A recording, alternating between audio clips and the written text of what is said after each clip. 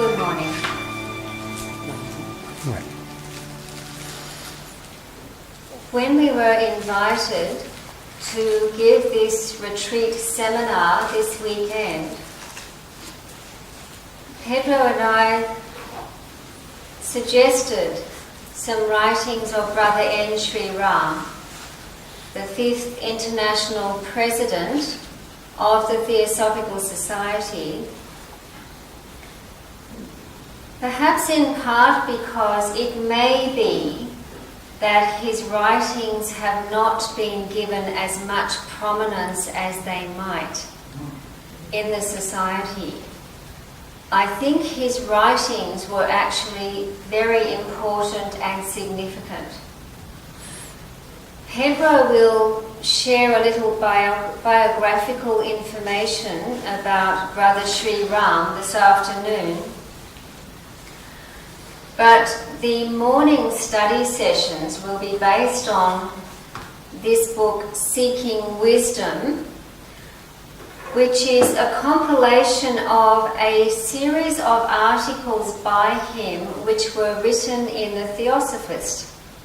And this was in a brief time span of some 18 months, between July 1968 and December 1969. True wisdom has a perennial quality to it, and Sri Ram's writings certainly possess this.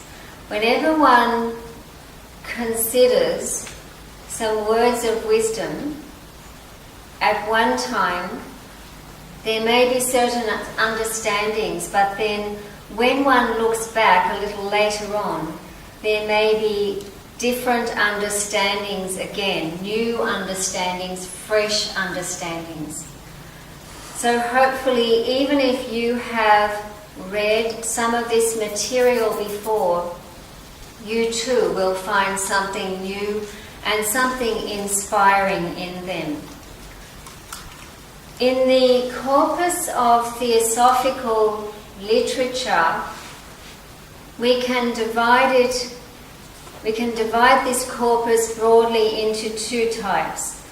What we could call the more technical theosophical teachings and transformative teachings. The technical teachings are a bit like the technical know-how that is required to make a building. So there's a certain basic knowledge that is required.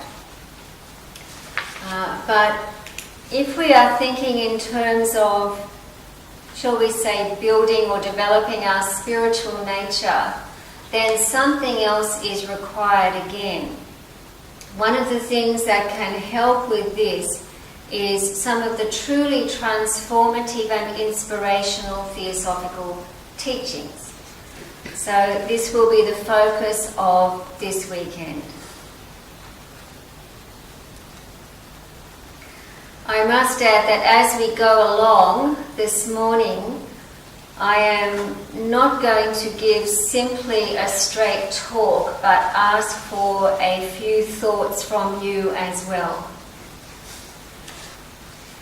On the paper here, I have chosen 8 points from the first chapter of the book Seeking Wisdom, which is on this very subject, seeking wisdom. In case you cannot read them clearly, I will mention what each one is as we go along. The first one is death as a friend. The reason for this is because when we actually first go into the first chapter of the book, the first thing he says about seeking wisdom is, in the dialogue dealing with the death of Socrates, Plato explains that the true philosopher meets death as a friend. because he understands the nature of the change which death brings about. Just to repeat that, the true philosopher meets death as a friend because he understands the nature of the change that death brings about. Now, to begin with, what in your view is the role of a friend?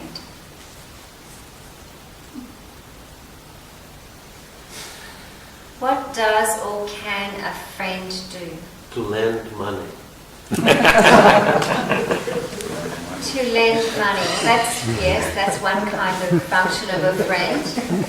Anyone else? Very practical. Yes. Comfort. To comfort. Understanding. Understanding, total understanding. Yes. Reflecting. Reflecting. A friend may reflect something back to you. Yes. Unconditional support.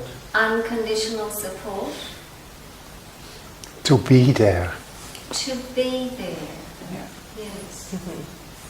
These are all aspects of what a friend does, what a friend is, what a friend perhaps should be. A friend can be someone who is near to us, who feels near in spirit. The friend might also even be a kind of mentor or someone from whom we can learn in some way. So, to meet death as a friend is to actually make friends with death, and whatever that means. To make friends somehow with the whole process of death. Further on, we read, one's attitude towards death depends on one's understanding of life, the true nature of which is inseparable from the truth with regard to death. So just let that sink in for a moment. One's attitude towards death depends on one's understanding of life, the true nature of which is inseparable from the truth with regard to death. How do you understand this?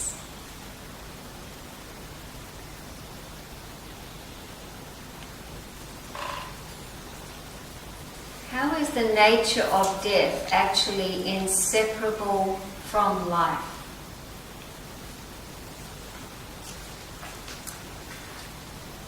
It is the whole human life. Pardon? It is the whole human life. It is the whole of human life. Okay. The freedom of it. The freedom of life. death. Of life. Of life? Yeah. Yeah. Okay. And therefore death is inseparable from life. Yes. Because maybe there is a sense of freedom in death in any of its forms. Yeah. A sense of release, perhaps. But the word death is maybe, is an invention, while everything continues after our physical death. So we could skip the word death. It's a transition. Yes, death is a transition. It is a word that we use, of course. There is a sense of finality about death, but when we really think about it, if conscious is continuous, then death is quite simply a change of state. But Pardon? But maybe we don't know if that is a continuation. So I have the feeling when you have to live with death and not knowing what is after that, you have to let go every moment of everything.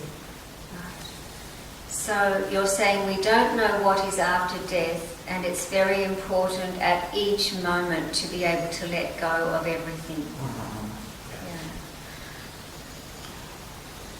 is really very important because human beings often cling to something, some situation, something, perhaps even a relationship which is not a good one, cling to physical life.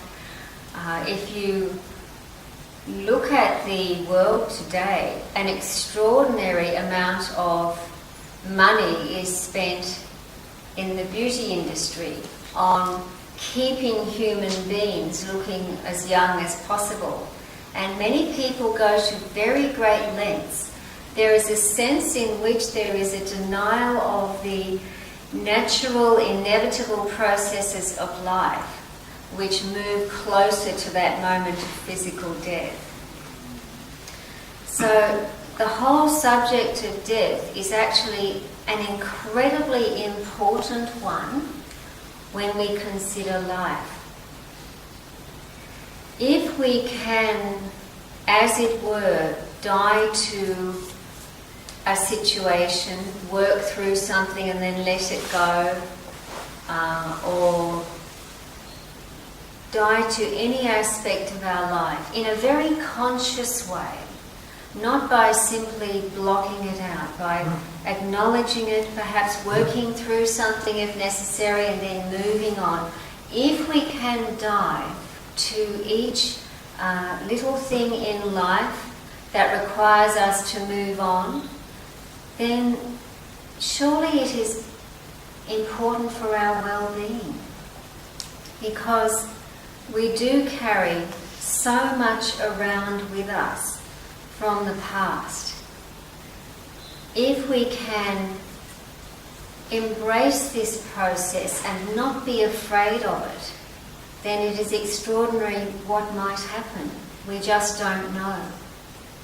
So this commencement with discussion on seeking wisdom by talking about death being a friend, the true philosopher meeting death as a friend, is a very significant one. He goes on to talk about philosophy literally as meaning love of wisdom. Love of wisdom. That's one meaning. It's a commonly understood meaning of philosophy. From the Greek philosophia, love of knowledge or wisdom.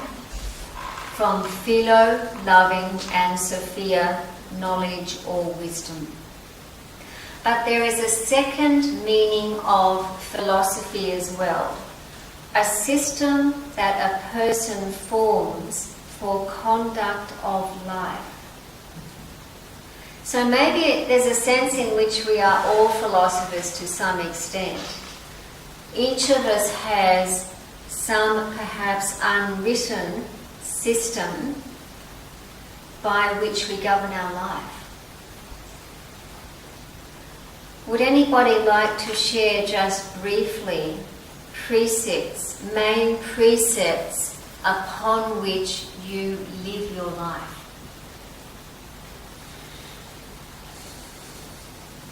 That's an intimate question. You don't have to share it. Oh, you're It's something to ponder over anyway. When we think about our lives, we may be exposed, for example, to theosophical teachings. Various things inform the way that we live.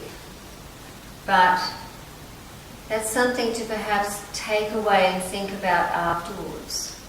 What are the precepts? What are the principles upon which we each choose to live our lives? What are the most important things? All right. Oh, was there a comment? Yes, Elizabeth. I think, to me, it would be the oneness of life. The oneness of life. So much derives from having a foundation of the oneness of life, really.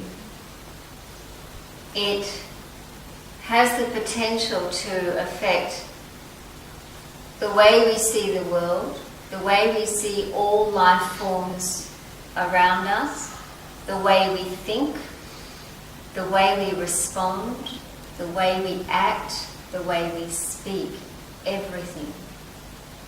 It is a tremendously rich principle, this unity principle. Maybe there's a sense in which we are only scratching the surface of that.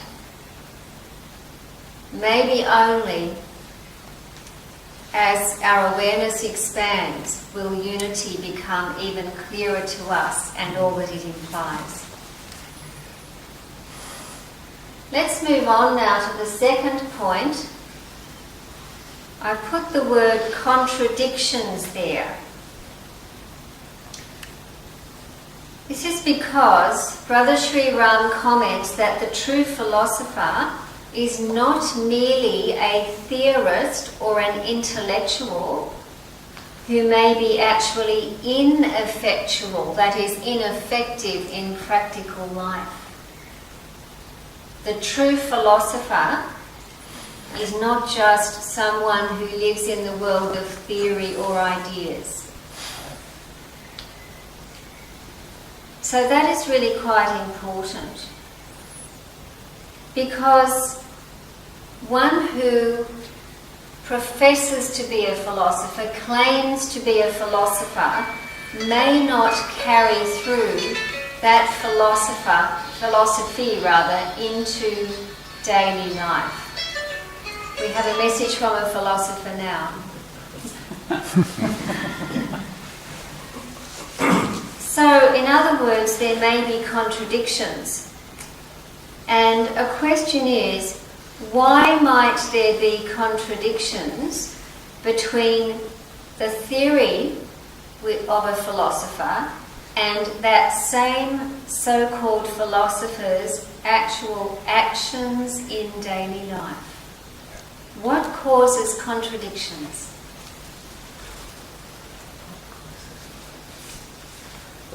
For me, when we wrote contradictions and you told now about it, the first word that came up is the paradoxes in my life.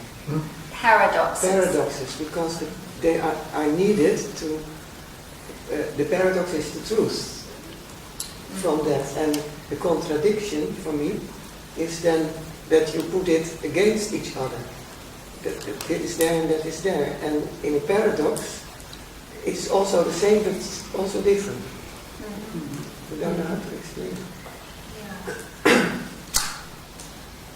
Perhaps a paradox is something you can't explain. You have two particular ideas or something quite lofty, and one has to learn to simply sit with this.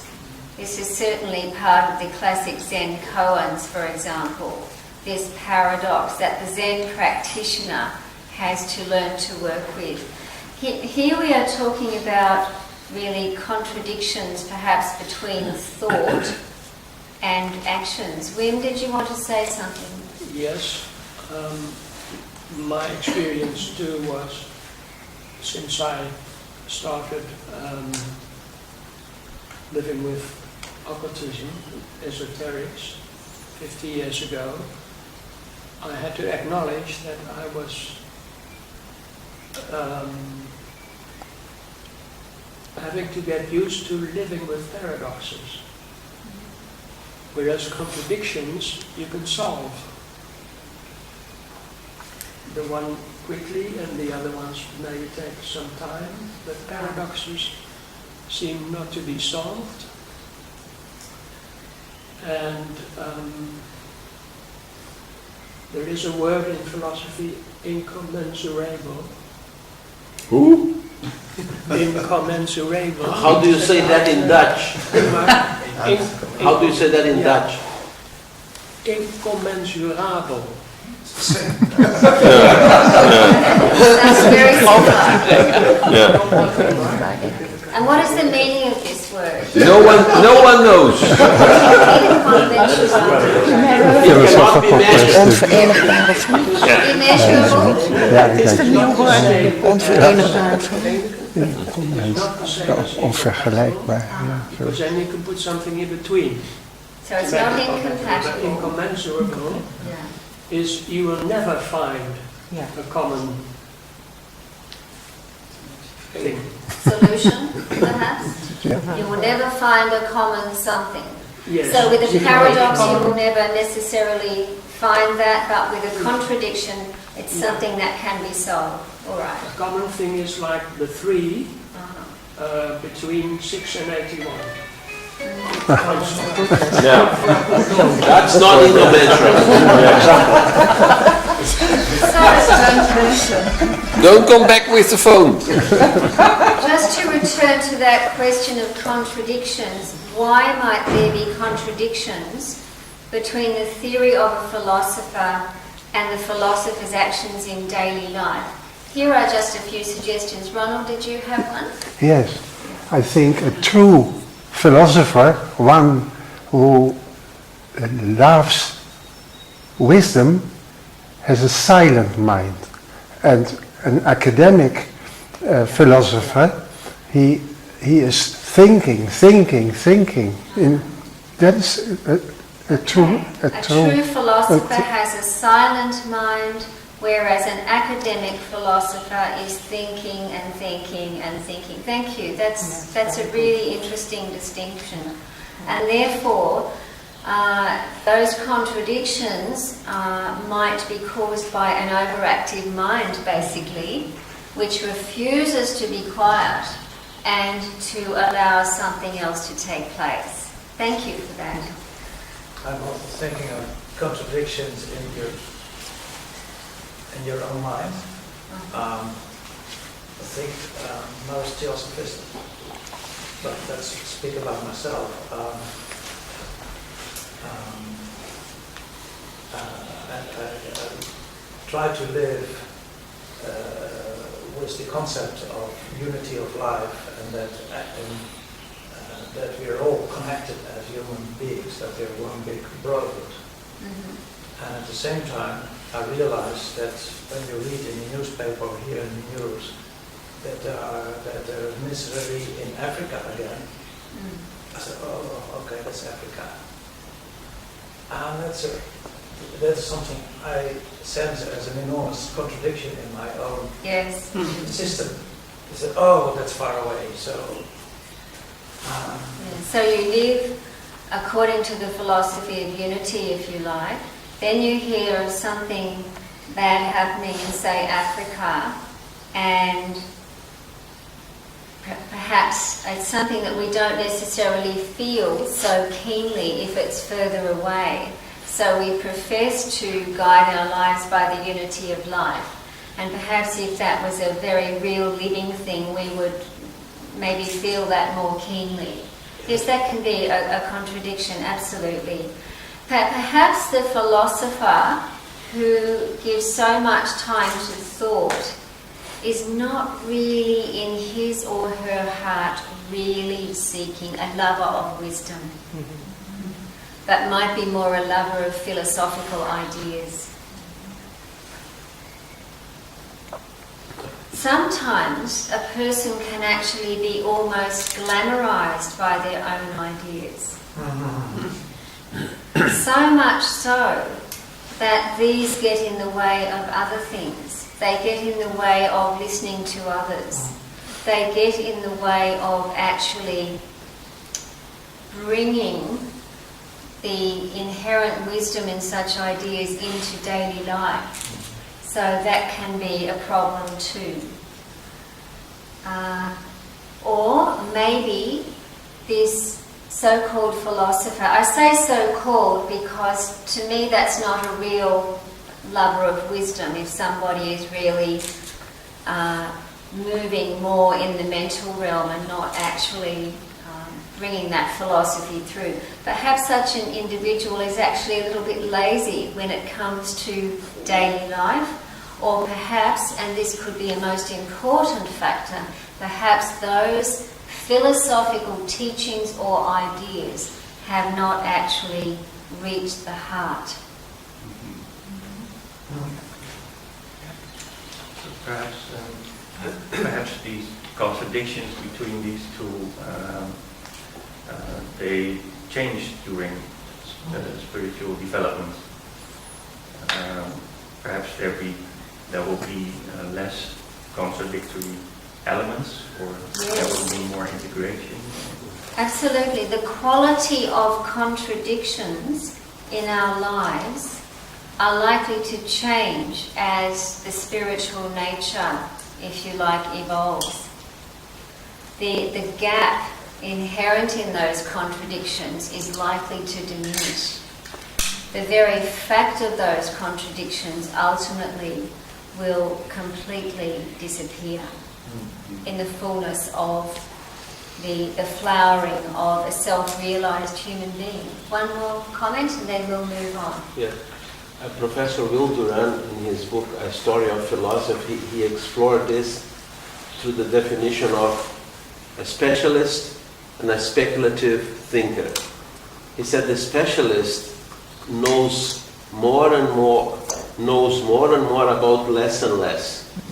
But a speculative thinker knows less and less about more and more. A specialist knows more and more about less and less. A specialist knows more and more about less and less because the area of research is limited. Yes. But a speculative thinker knows less and less about more and more. A speculative thinker knows less and less about more and more. Yeah. But the speculative thinker is looking for something. He is investigating. So he doesn't close doors, and that's why his view is wider. But he's looking for something. That's true. There is an advocate for speculative thinking. All right. I'm going to move on now to the third point, which is contentment. Brother Sri Ram commented that, see if I can find the quotation here. Wisdom meant in the old days true thought, not merely with regard to certain matters abstracted from life, but with regard to everything pertaining to one's life. It was regarded as the most valuable thing a person can possess and the real source of his happiness. So, wisdom as true thought with regard to everything pertaining to one's life was regarded as the most valuable thing a person could possess and the real source of happiness. And then he said, happiness rarely goes with riches or power. I only want to mention this point fairly briefly because I want to move on to a couple of other ideas. But I think that really the word contentment encapsulates this quite well. It has been said that contentment is the atmosphere in which the soul best unfolds. And one may or may not be contented if one has a lot of wealth. I think for a certain number of individuals there can still be contentment, but for others there is this desire to accumulate more and more. So contentment in the sense of this true thought, which pertains to, if you like, life and all its riches, is a very beautiful idea. In the world today, we are literally hardwired to be discontented. All we have to do is look around us. There is this sense that it is necessary to keep up in certain respects, or we're going to be missing out on something. That discontentment is important because we might actually become human beings with more status or something like this if we comply with the dictates of mainstream society. But contentment is really a a state of mind. And if the mind is not reaching out, grasping, as it so often does, if instead it is able to become quiet and allow the divine to enter it, then there can be an extraordinary shift in consciousness, so that a contentment comes about which may not have been there before. And this really means working against that whole global mindset, which is a very different kind of thing, particularly during Kali Yuga, this age of great materialism and spiritual darkness, in which there is much truth. So we are working against not only the global mindset, but a whole, if you like, era in human consciousness. Kali Yuga is another question and a fascinating study in its own right. But I'd like to leave that point there. And move on now to a few comments by Brother Sri Ram about wisdom. He said that we should not think of seeking wisdom as simply an austere process, that is a severe or harsh process, which requires that we cannot enjoy life. But he says life has both pleasure and pain, that is a fact. But our attitude to these things can change completely. For example, the philosopher does not seek pleasure, he said. He takes pleasure lightly when it does come. Wisdom is related to what is good rather than to what is pleasant. Wisdom is related to what is good rather than what is pleasant. In fact, wisdom may bring great joy.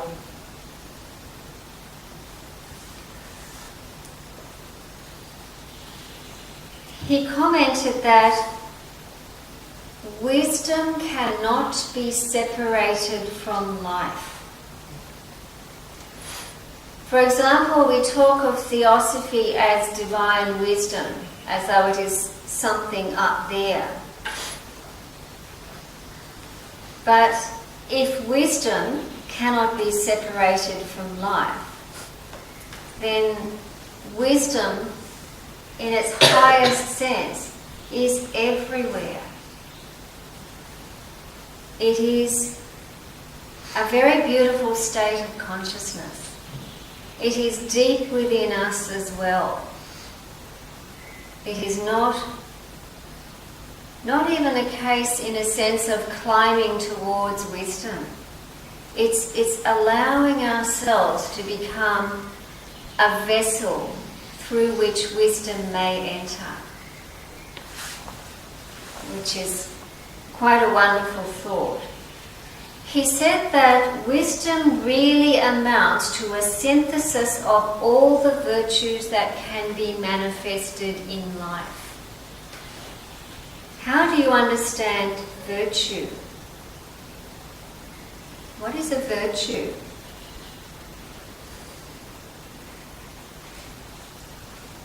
Can you repeat the last sentence, please? He said wisdom really amounts to a synthesis, that is, synthesizing is bringing things into a connected whole. Wisdom really amounts to a synthesis and perfection of all the virtues that can be manifested in life. So how do you understand virtues or virtue? That's a oh, sorry. That involves the good again. Absolutely. Virtue involves the good. Yes. But it depends on the society and the culture you are living in. yes, what is regarded as a virtue in one society at a certain level may be different from what is perceived as a virtue in a different one. But I think if we have this ultimate connection with the good, then at a deep level, perhaps there is virtue in a more universal sense.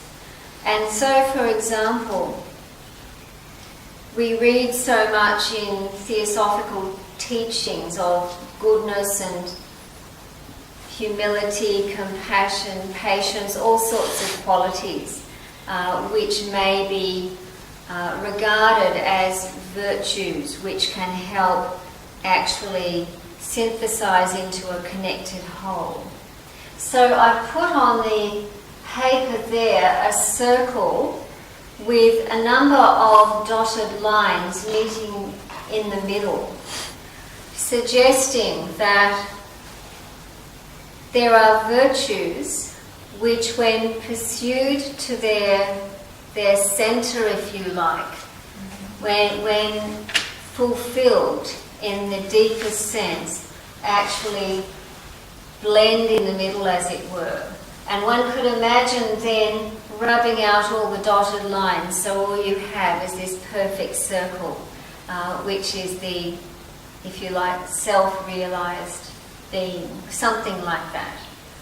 So that idea of virtues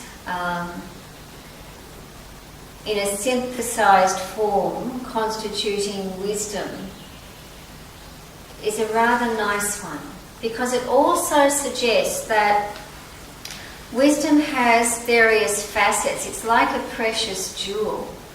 With a precious jewel, you might think you can see into the heart of it, but perhaps not quite.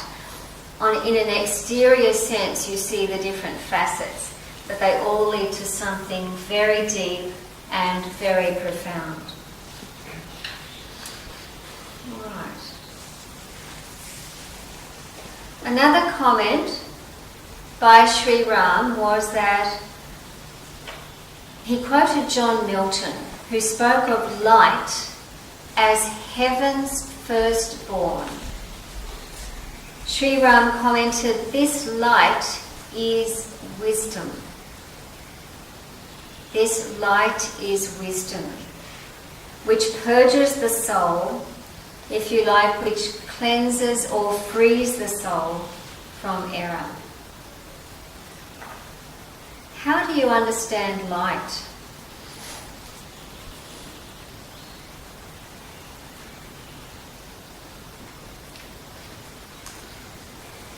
What are its qualities? Life. Life? Life on earth. Life. Yes. Okay. Life on earth. Yes. As a necessity. As a necessity. Okay. It contains all the colors of the prism. Yes, it contains all the colours of the spectrum, and yet they all literally synthesize so much that you simply see the light and you don't see the colours. Right. Is it not so that there is a fundamental difference between the light we see with the eyes and inner light, which we see in dreams or in meditation?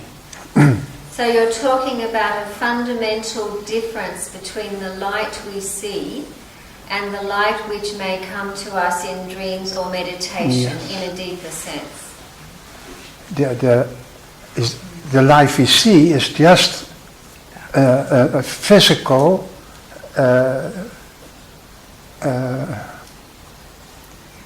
thing. It is a part of the world. Well, the light we see internally is a light of truth. A light, yes? So the light of truth might be one way of distinguishing that inner light from the light that we see in the world. Yes? There is a poem by St. John Cross called The Dark Night of the Soul, where he describes the inner mystical journey. And he said he started this journey when everything was in darkness. He could hardly see his way. But along the way he found a light which was brighter than the midday sun, and that light guided him. He was not talking about an external light, he was talking about the light of consciousness. The light of consciousness. Thank you. I'd like to also mention this wonderful little passage from Light on the Path, which says, "Regard most earnestly your own heart, for through your own heart comes the one light which can illuminate life and make clear to your eyes all things." Regard most earnestly your own heart, for through your own heart comes the one light which can illuminate life and make clear to your eyes all things. So this is referring to that light which I think Ronald was alluding to, that light which can in fact illuminate light, something which is, if you like, a vibration at a very deep level.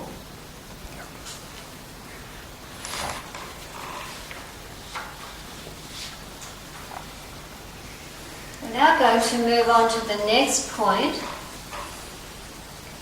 Self-responsibility, or perhaps another way of thinking about that is Dharma. It's interesting that the word Dharma is one of quite a few Sanskrit terms which are now in the English dictionary. They've been so commonly used throughout the world that they're now part of everyday language. It's a wonderful thing. Dharma, of course, has a very profound meaning to it.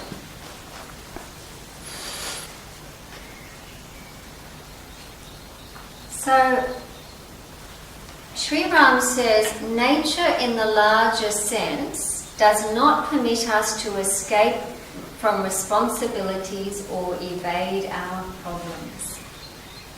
They have to be solved in some manner. Eventually, at some stage, if we don't solve a problem, at some point it will come back. Sometimes it comes back in an even more difficult form later on, seeming to be a test about the same thing, but a little harder again. So he said this was the concept behind Dharma in India. So really he was equating self-responsibility with Dharma. So how do you understand the word Dharma? What is your understanding of the term or its significance, its meaning? The obligation to act. An obligation to act.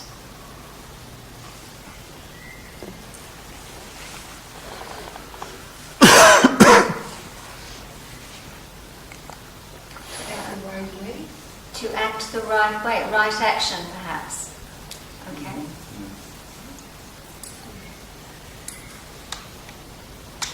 Wim? Purpose. Purpose. Of being. Purpose of being. I saw a bird of prey crash into my garden and catch a little sparrow. Yes. And somehow it's a drama, but it's also his dharma. You know, he can't do otherwise. Yes. Yeah. All right. The word Dharma comes from a verbal root in Sanskrit, dri, meaning something like to establish or to support or to bear. So there's a sense of tremendous strength associated with Dharma. When translated or rendered into English, it has quite a few different descriptions, including equity, justice, conduct, and duty. But there is a wonderful secondary meaning to this, which I think is a very rich one when it comes to Dharma, and that is the essential or characteristic quality of something, or of us, if you like, our essential or characteristic quality, establishing ourselves in the truth of who we are. Establishing ourselves in the truth of who we are. In fact, Dharma can be thought of as the truth of our being. So it asks a lot of questioning the mind. Questioning, yes. Because it is about self-responsibility. Yes, implied in that is questioning, is really discovering who we are. That journey of discovery, which is an exciting one. It's a tremendously inspiring journey as well. It has been said, now I've got another diagram there, a circle with a cross in it. It has been said that karma, if we think of that horizontal line as being karma, karma is the stimulus and response, or cause and effect, and Dharma is the power to deliberate and decide. So in any given situation in life, we might call it a karmic situation, we have choices as to how we will act. We can decide what our response to that situation is going to be. So both elements of karma and Dharma are present in any given situation in our lives. At least potentially. Dharma in the sense that to the extent that we respond to the situation from the fullness of our being, the Dharma is more or less present.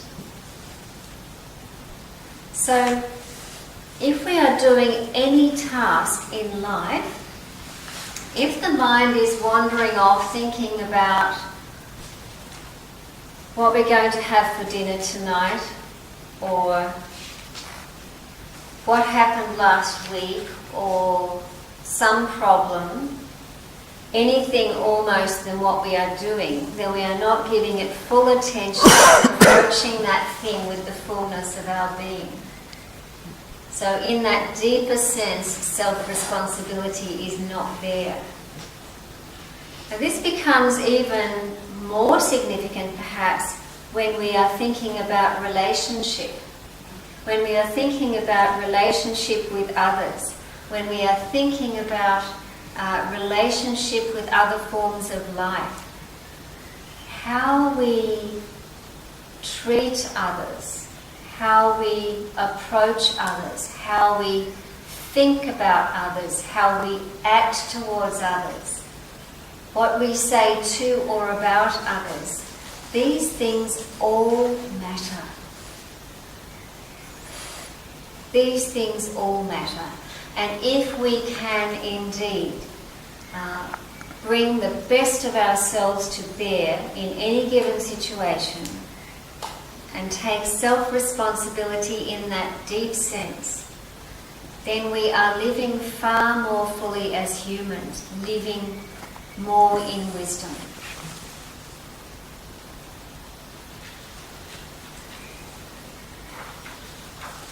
Right, are there any comments about that? Karma and Dharma? Yes. I think karma and Dharma are related, are also in this feature. So my Dharma is different from the Dharma of anyone else, because each person has its own karma. Yes. Yes. So the karma of a person is the motor, the inspiration for the Dharma, which he. Okay, so each individual's unique karma can be the inspiration through which Dharma is expressed, can't it? Yeah. Absolutely. Pedro. Yeah. Virginia Hansen related the concepts of karma and dharma by saying that karma is the push from the past and dharma is the pull from for the future. Yes, that's a good way of considering it, that karma is the push from the past and dharma is the pull from the future, as it were. Dharma is what we essentially are and what we can be. It's something that we can work with in a very active way. Again, it's not some teaching like the academic philosopher, a teaching that is put into a certain box and kept there and brought out every so often to contemplate. But these teachings that we're talking about are and should be dynamic so that we can bring them to life in our lives. They are only as good as that.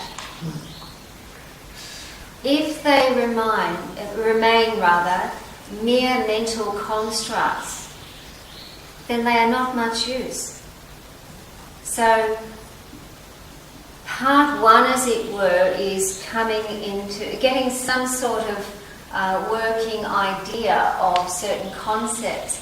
But part two, and this is the more challenging one, is to really embrace those concepts and bring them to life in our lives. Think about those virtues we were talking about. These are things that we can dwell on for a period of time, meditate on, see how we can actually bring them into our lives. They're very beautiful things. Just to return briefly to the diagram about the karma and dharma, with karma being the horizontal line and dharma the vertical one, with the idea that the more we can act from the depth of our being, the more we can actually, if you like, move into that vertical dimension. One could imagine in the course of time that those two middle lines would be rubbed out, and again you would have that perfect circle, the self-realized being, in a similar way to wisdom and the virtues. So I think sometimes images are very useful because they can give us another way of looking at something. We may be very heavily text or language based, but there is more than that, and by forming a picture of some sort, we may have a different perspective. One more comment? Yes. Could we say that the Dharma is based on the causal level? On the Sorry? Dharma is rooted in the causal level of our being, in the higher mental. Right, you're suggesting that Dharma is rooted in the causal or higher mental aspect of our being. Yes. It is karmic. Being karmic. Yeah. Elizabeth? I have the feeling that Dharma is not completely karmic. It is another faculty coming in. And sometimes karmic things happen, you feel it mostly, and then suddenly you react quite differently. Yes, all right.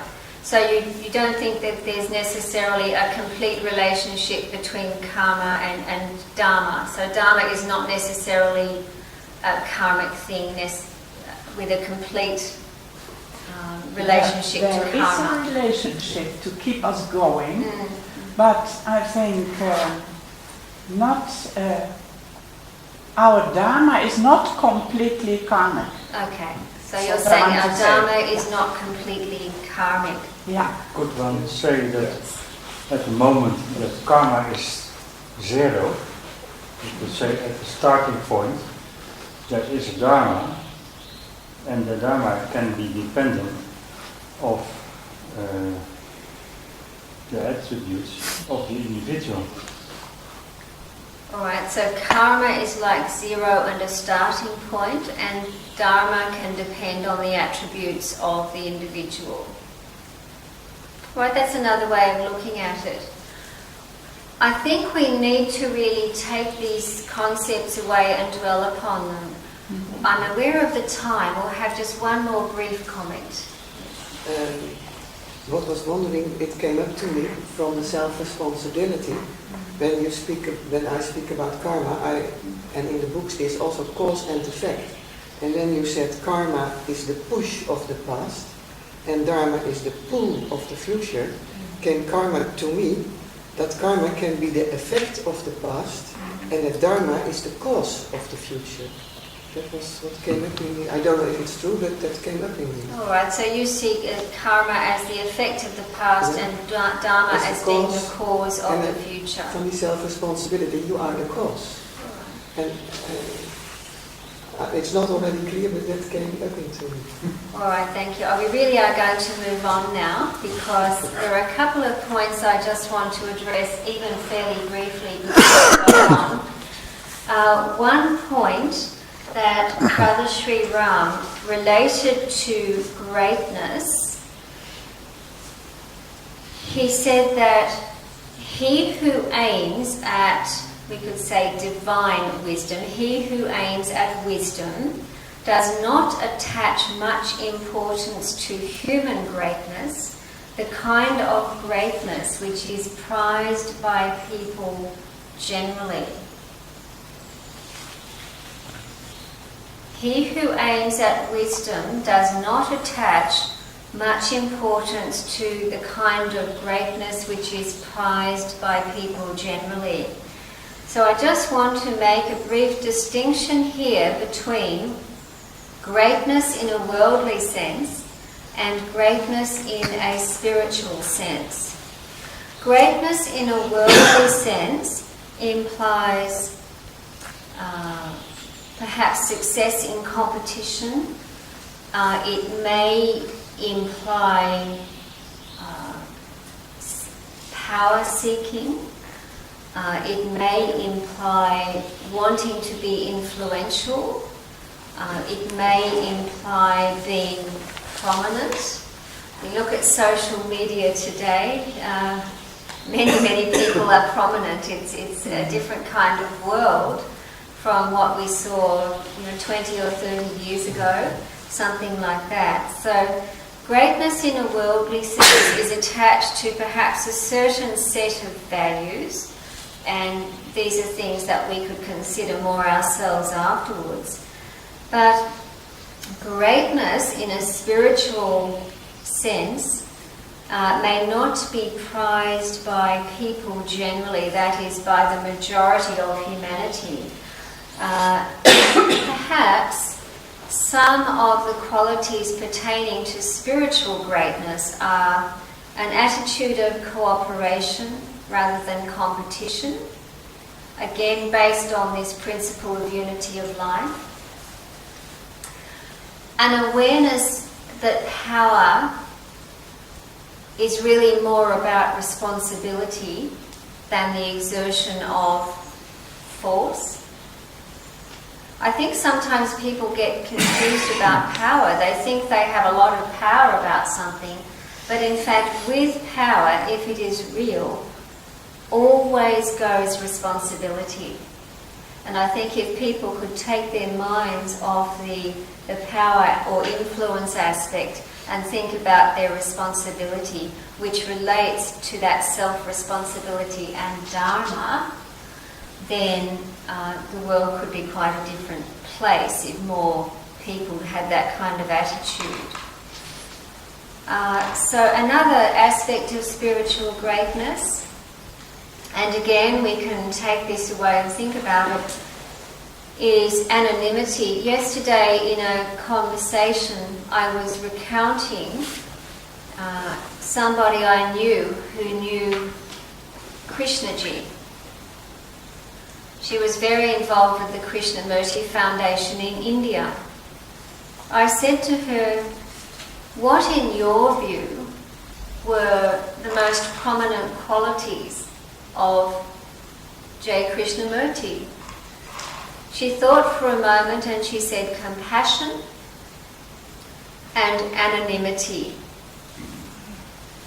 This ability to be anonymous, this ability to be so quiet that he could be in a room and people didn't even notice.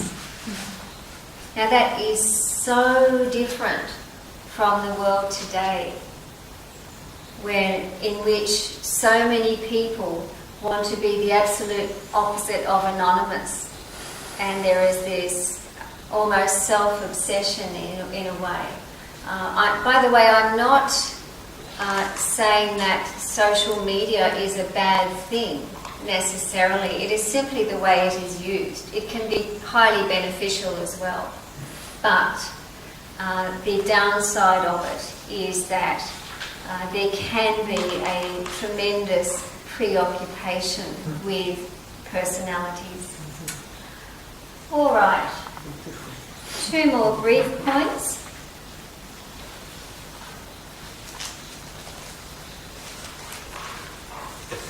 I'll just find the page.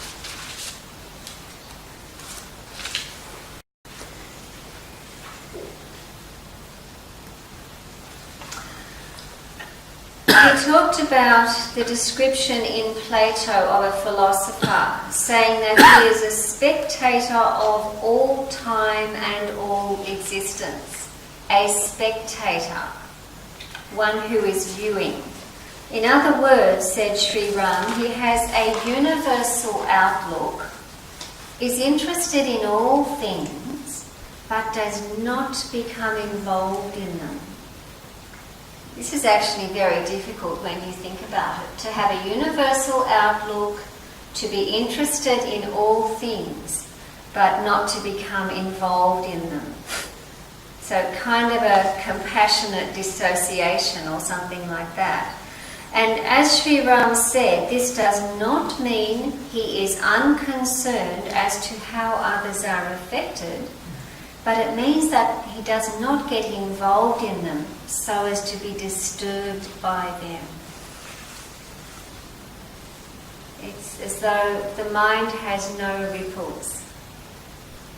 It just allows experience to pass through it. It's a very difficult thing because so often, even in very small ways, we react. But that was a nice, a challenging and a good thought. He said there is the Sanskrit phrase, wisdom self, jnana atma, which is also described as the witness self. Jnana atma. So, if we can learn to witness, we can learn to witness the world, we can learn to witness ourselves even, then paradoxically we can become even more engaged with life at a universal level, which is a very beautiful expansion. And finally, these are just some points that I have chosen from this chapter. You could go in there, have a look at the chapter yourself and choose what seemed to be to you some particularly important points. But finally, Brother Sri Ram refers to a statement in one of Plato's dialogues that the philosopher invites man to live according to nature. Nature. According to nature, the philosopher invites man to live according to nature. just a few speculative ideas on what living according to nature might imply. Perhaps it means to live in a state of mindfulness of nature's fundamental law of harmony, which is then reflected in our relationships with all life forms. Maybe that's one way of thinking of living according to nature. Or perhaps accepting the natural cycle of life.